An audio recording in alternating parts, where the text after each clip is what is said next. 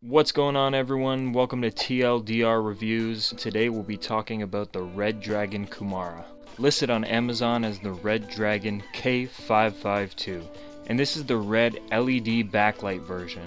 It was shipped in this box. There wasn't any padding inside, but it came in perfect condition nonetheless. The keyboard comes with USB cable already attached. Overall, I'm very happy with the build quality.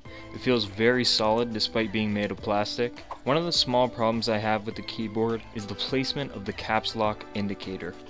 It's on the opposite side of the keyboard and is very small, making it sort of awkward when checking for the caps lock, but this is a small nitpick.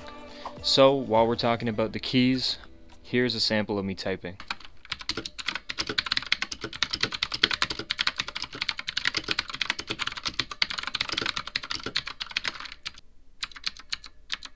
The clickiness is extremely satisfying and exactly what I was looking for. One thing to keep in mind though is that when you strike down on the keys, you can hear a faint springing echo. It sounds like the spring is echoing throughout the keyboard.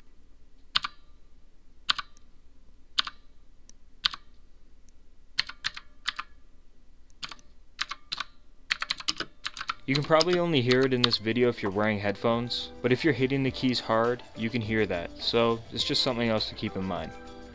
Overall, I'm super happy with the product considering the price. A link to purchase it will be in the description. If you found this helpful, please consider liking and sharing. It'll help our new channel gain some legs. Thank you for watching, and I'll see you on the next episode of TLDR Reviews.